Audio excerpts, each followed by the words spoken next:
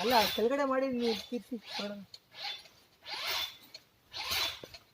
ಅಲ್ಲ ಹಂಗಲ್ಲ, ಕೆಳಗಡೆ ಮಾಡಿ ಕೆಳಗಡೆ ತೆಗೀರಿ ಮಿಷಿನ್ ತೆಗೆದ್ಬಿಟ್ಟು ಬ್ರೇಕ್ ರಿಮೂವ್ ಮಾಡಿ ನೋಡಿ.